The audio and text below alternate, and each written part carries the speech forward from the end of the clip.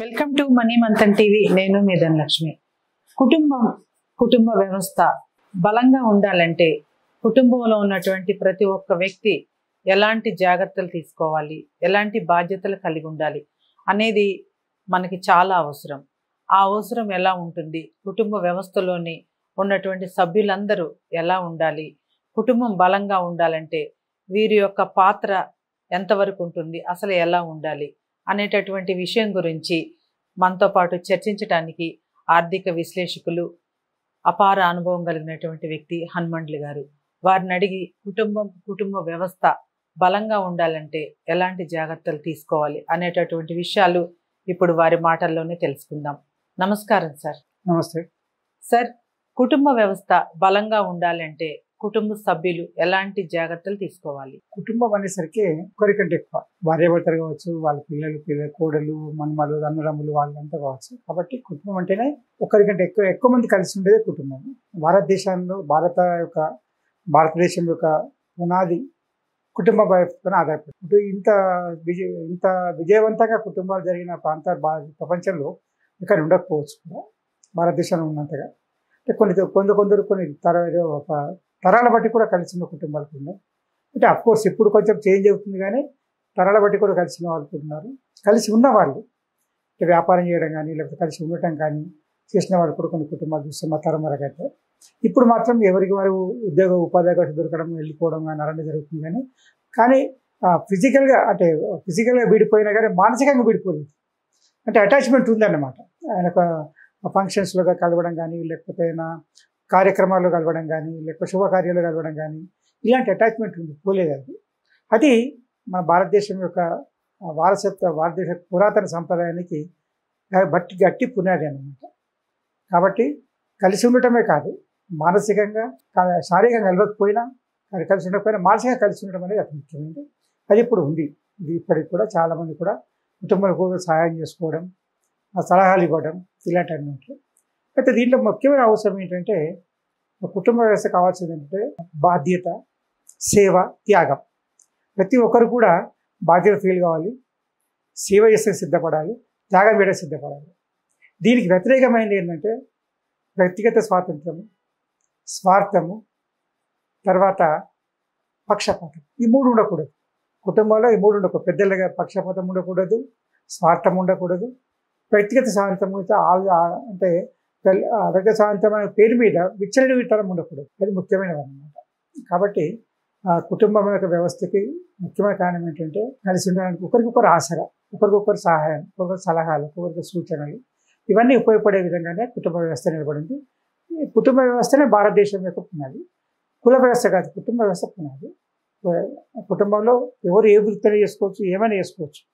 కానీ కుటుంబం మాత్రం అన్నదమ్ములు, తల్లిదండ్రులు, అన్నదమ్ములు, పిల్లలు, వాళ్ళ పిల్లలు, లేకపోతే వాళ్ళ కొడుకులు, కోడలు కానీ ఈ కుటుంబం ఇంకా ఎక్స్టెండ్ కుటుంబం ఏంటంటే వాళ్ళ యొక్క బియ్యంకులు కానీ, బియ్యంపురాలు కానీ, లేకపోతే అదే మాదిరిగా చెల్లె అంటే ఆడపిల్లల యొక్క వాళ్ళ అత్తమామలు కానీ, కోడళ్ళ యొక్క తల్లిదండ్రుల వైపు నుంచి కానీ ఇలాంటి వారందరూ కూడా ఎక్స్టెండెడ్ ఫ్యామిలీ అన్నమాట. కాబట్టి కుటుంబ వ్యవస్థలో బాగుండాలంటే ఉండాల్సినవి బాధ్యత, సేవ, త్యాగం, ఉండకూడని స్వార్థము, పక్షపాతము, వ్యక్తిగత స్వాతంత్రాలను కోరిక ఉండకూడదు. ఉండొచ్చు కానీ లిమిటెడ్ సర్కిల్. అంటే మీకు ఒక స్వాతంత్రం అనేది కుటుంబ సభ్యుల మధ్యలో ఇప్పుడు ఎలా ఉండాలి, సమాజానికి వచ్చేప్పుడు ఎలా ఉండాలి, పబ్లిక్ ప్లేస్లో ఎలా ఉండాలి, ఆ విధంగా ప్రవర్తించుకోవాల్సిన విధంగా ఉండాలి. కానీ వ్యక్తిగత స్వాతంత్రం పేరు అన్ని చోట్ల వ్యక్తిగత స్వాతంత్రం ఉండాలని కోరుకోవడం మాత్రం అది కుటుంబ వ్యవస్థకు నష్టపరిచే విధంగా ఉంటుంది. సార్, ఇప్పుడు చూసుకున్నట్లయితే ఇప్పుడు కుటుంబ వ్యవస్థ అనేది ఉంది కదా సార్, మనకి ఆ కుటుంబ వ్యవస్థలో ఉండాల్సినటువంటి ఎక్కువ బాధ్యతలు పురుషులకు ఎక్కువ ఉందంటారా లేకుంటే మహిళలకు ఎక్కువ ఉందంటారా? ఇప్పుడు ఇద్దరికి ఉంటాయి. పురుషులకు బాధ్యత ఎంత ఉంటుందో మహిళలకు అంతే బాధ్యత ఉంటుంది. వేరు కాదు, ఇద్దరు సమానం. ఇప్పుడు మనము ఒక వాహనం నడవాలంటే ఒక సైడు మనకు చక్రాలు ఏ విధంగా ఉండాలో ఇంకో సైడ్కు అదే మాదిరిగా ఉండాలి. ఒకటి ఎక్కువ ఒకటి తక్కువ ఉండకూడదు. అదే మాదిరిగా కుటుంబం ఉండాలంటే పురుషులకంటే మహిళలకు కూడా అంతే బాధ్యత ఉండాలి, అంతే సేవ చేయాలని తక్కువ ఆలోచన ఉండాలి, త్యాగం వెళ్ళిన ఆలోచన కూడా ఉండాలి. ఒకరికొకరు నా కోసమే కాకుండా నేను ఇతరుల కొరకు, ఇతరులు నా కొరకు వాళ్ళు చేయడం వాళ్ళ విషయం. కానీ నేను మాత్రం ఇతరుల కొరకు, నేను కుటుంబ సభ్యుల కొరకు అని చెప్పి ఆలోచన వచ్చినప్పుడే అది త్యాగం వస్తుంది. అప్పుడు ప్రేమ అనేది అది నిజమైన ప్రేమ. కాబట్టి అడిగింది ఇవ్వడం కాదు, అవసరమైనది ఇవ్వడం అనేది ప్రేమ. అడిగింది ఇవ్వడం ప్రేమ కాదు. అది కావాల్సిన వాళ్ళు ఏదైనా అడుగుతారు, వాళ్ళకి తోచింది అడుగుతారు, అంత మాత్రం నాకు ఇవ్వాల్సింది లేదు. కానీ వాళ్ళకి అవసరమైనది ఇవ్వడం, అవసరమైనప్పుడు ఇవ్వడం మాత్రం కుటుంబ అదొక కుటుంబ ధర్మంగా భావిస్తారు. పెద్దలు కూడా ఆ కుటుంబ ధర్మంగా భావించి పిల్లలు కానీ వాళ్ళ యొక్క మిగతా వాళ్ళకి కానీ అవి సమకూర్చే ప్రయత్నం చేస్తారు అనమాట. ఇప్పుడు సపోజ్ గృహిణి ఇంట్లోనే ఉండి వ్యవసాయ కుటుంబం మొత్తం చూసుకొని ఉంటుంది, భర్త పని చేస్తుంటాడు, సంపాదిస్తుంటాడు అనుకోండి. భర్త తీసుకొచ్చిన ఆదాయం కుటుంబం కొరకు అనుకున్నప్పుడు కుటుంబానికి అవసరమైన అందరికీ కూడా ఆహారం అందించడం కానీ, అవసరాలు అందించడం కానీ, సహాయ సహకారాలు అందించడం కానీ ఇవన్నీ కూడా భార్య ఇదవుతుంది. అంటే ఈ విధంగా ఒకరు ఎక్కువ దక్క కాకుండా ఇద్దరు సమానంగా ఉన్నప్పుడే కుటుంబం బాగుంటుంది. పురుషులు స్త్రీలు కూడా సమాన బాధ్యత వహించినప్పుడే కుటుంబం విజయవంతంగా ఉంటుంది. అదే కాకుండా స్వార్థం కాకుండా త్యాగం ఉండాలి. నా కోసం అని కాకుండా వారి కోరకం అంటే ఇతరుల కోసం అని చెప్పనే made for each other, made for other, mad for other లాగా అలా ఉంటే కుటుంబం విజయవంతంగా. కొంతమంది మహిళలను మనం ఇప్పుడు చూసుకున్నట్లయితే సార్, ఇప్పుడు కుటుంబం అంతా కూడా మేమే నెట్టుకొస్తున్నామండి, మా హస్బెండ్కి ఏం తెలియదండి, ఆయన ఉద్యోగం చేయటం వరకే ఆయనకు తెలుసు అని అంటూ ఉంటారు కదా సార్. ఇది ఎంతవరకే కరెక్ట్ అంటారు? ఇది అలా అనుకోవడం కానీ ఇంతకుముందు చెప్పినట్టుగా కుటుంబం అనేది ఒక బాధ్యత ఒకరికి ఇచ్చినప్పుడు మళ్ళీ ఇంకోటి ఇన్వాల్వ్ కాదు.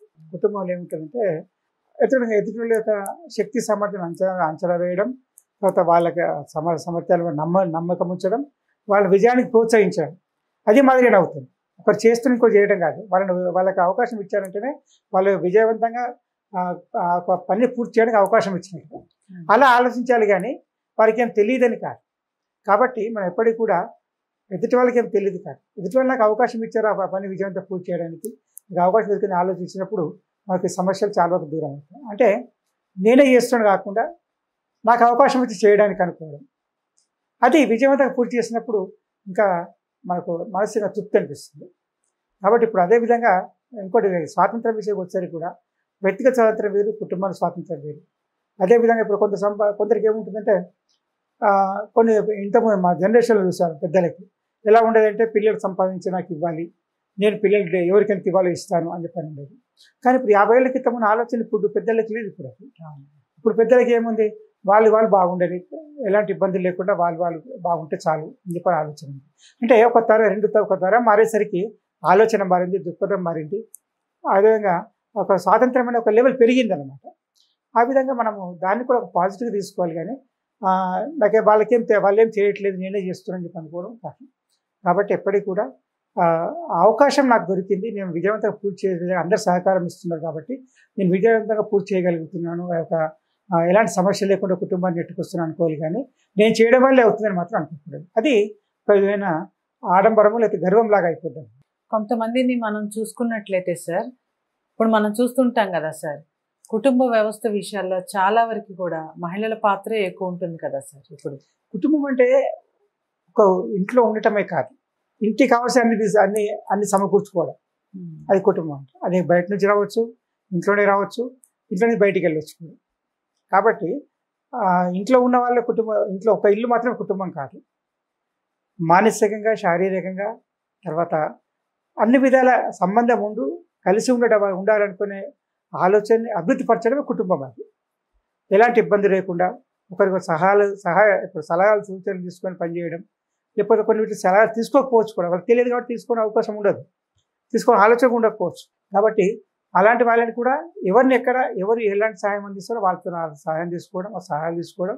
కానీ కొన్ని వాళ్ళు ఇచ్చారు కదా, ఖచ్చితంగా సలహా ఇచ్చారు కాబట్టి వినాల్సిందే అని కాదు. ఆ సలహాని ఆచరించడం లేకపోతే లేదు. ఆ విధంగా ఉండాలి తప్ప నేను చెప్పాను ఖచ్చితంగా వినాల్సిందే, నేను చెప్పి చేయకపోతే నేను కోఆపరేట్ చేయను అని చెప్పిన విధంగా ఉండకూడదు. సలహాలు ఇవ్వడం వరకు మన పని, అమలు చేయడం వినేవాళ్ళ పని. కాబట్టి ఆ విధంగా ఆలోచించినప్పుడు మన కుటుంబంలో ఎప్పటికీ కూడా సమస్య ఉండే అవకాశం తక్కువగా ఉంటుంది. ఇప్పుడు మనం చూసుకుంటున్నట్లయితే సార్, ఇప్పుడు ముందు ఒక 10 సంవత్సరాలు ముందు చూసుకుని ఇప్పుడు 10 సంవత్సరాలు వెనక చూసుకున్నట్లయితే చాలా వరకు కూడా కుటుంబ వ్యవస్థ మీద అత్తామామలైనటువంటి పెద్దవారు ఉంటారు కదా, వాళ్ళ పాత్ర ఏమి ఉండదు అంటారా ఇప్పుడున్న జనరేషన్లో? చెప్పాను, ఇంతకుముందు చెప్పాను, 50 సంవత్సరాల క్రితం ఉన్న తల్లిదండ్రుల పెద్దల కోరిక, పెద్దల ఆలోచనలకి ఇప్పుడు ఆలోచన చాలా తేడా ఉంది. ఏ పెద్దలు కూడా ఇప్పుడు ఏ తల్లిదండ్రులు కూడా ఇప్పుడు 65, 70, 60, 50 సంవత్సరాలు 60 సంవత్సరాలు దాటిన వాళ్ళు ఎవరు కూడా పిల్లలు నేను చెప్పినట్టుగా వినాలి అని కోరుకోవట్లేదు. కాకపోతే వాళ్ళు బాగుండాలని కోరుకుంటారు, వాళ్ళు స్వయంగా సమృద్ధిగా ఉండాలని కోరుకుంటారు, వాళ్ళ వృద్ధిలోకి రావాలని కోరుకుంటారు. కానీ వాళ్ళని చెప్పినట్టు వినాలని కోరుకోవట్లేదు. అప్పుడు నేను చెప్పినట్టు వినాలని కోరుకునేవాళ్ళు. అంటే వాళ్ళ అనుభవం ఉపయోగపడుతుంది కాబట్టి నేను చెప్పినట్టు వినాలని కోరుకునేవారు. ఇప్పుడు అనుభవం వాళ్ళకు ఇప్పుడున్న పిల్లలకి ఇన్ఫర్మేషన్, సమాచారం అనేది వాళ్ళకి నిమిషాల్లో తెలిసిపోతుంది. కాబట్టి మన యొక్క అనుభవం అంతగా అవసరం, అనుభవం యొక్క అవసరం అంతగా ఉండకపోవచ్చు. కాబట్టి వాళ్ళని పిల్లలు కూడా మనం చెప్పినట్టు వినాలని ఆలోచన అనుకోవడం కూడా తప్పు. అది పెద్దలు కూడా ఇప్పుడు 60 సంవత్సరాల పైన వాళ్ళు కూడా పిల్లలు నేను చెప్పినట్టు వినాలి అనుకునే ఆలోచన కూడా ఉండకూడదు.